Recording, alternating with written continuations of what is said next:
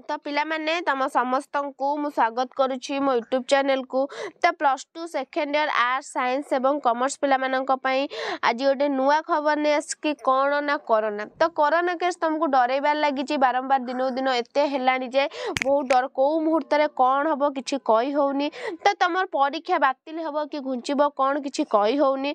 तो कौन हबो तो एते मरलेनी कि एते कौन ना आक्रांत होउचंदी कोविड तो भाइरस ना को मुहूर्त रे कौन हबो किछि कहि होउनी। आज जनकुर आछि तो काली 4 जन संस्पर्श रे आसीबो तो किछि कहि होउनी। कोविड केस एमिति जे किछि कहि होबनी को मुहूर्त रे कौन हो। तो पिले कौन हबो सब किछि डिटेल्स जानिबा। तो वीडियो देखिया पूर्व चैनल रे नुआ थिले सब्सक्राइब कर दबो बेल आइकन को दबाई दबो नुआ नोटिफिकेशन पाई लाइक शेयर कर दबो। तो पिला माने कोविड केस कौन हबो तो आज आलोचना करिबा।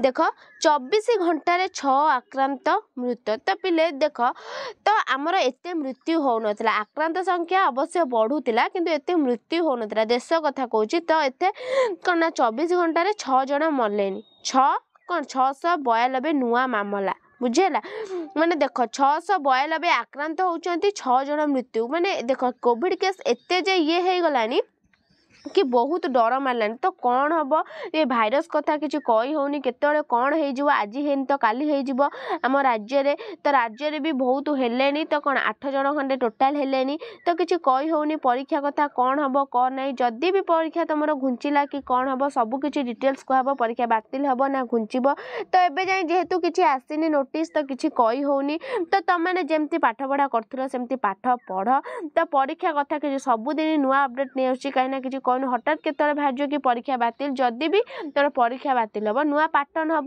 सब किसी नुआ चेंज हम। तो जेहेतु एपर्यंत किसी हैनी तमाने परीक्षा अल्प दिन तुम टोटाल ए न्यूज को शुणनी कानूर बाहर कर दे। ए न्यूज जी भी कहते टोटाल कानूर बाहर कर दियो। तो तुम पढ़ा भितर फोकस कर जमती तुम एते दिन है परिश्रम कर 15 दिन कि मासे भितर तुम कहीं जो नष्ट करदब बुझे पिला माने तुम जेमती पढ़ुल जिते परिश्रम सब कर तो से परिश्रम को तुम केमिति तुम सफल कर बुझेला केमिति परीक्षा तुम एग्जाम देकी तुम कौन ना सफल कर केबे भी ए कोविड भितर पशिकी तुम परीक्षा जो अल्प दिन है ताकू बंद करी केबे भी तुम हैरान ने पड़नी बुझेला पिला माने। देखो कौन देची देखो कोविड केसेस केते बची 4070 देश में 4097 पहुँचला आसिकी 24 घंटा मध्य पहुँची बोली स्वास्थ्य मंत्रालय केते ना 5,33,356 देखो माने केते हेलानी देश माने राज्य रे बहुत गुड़िक हेलानी किंतु आम राज्य रे जेहेतु किछि सेमती कोविड केसेस आसीनी टोटाल 8 आम टोटाल बाहर आमर 5,000 6,000 किंतु आमर जेहेतु बहुत कम संख्या रोची। तो तेबे कौन ना एते क्रिटिकल नुह से परीक्षा कथा किसी कुआ होनी बातिल हम कि घुंचब।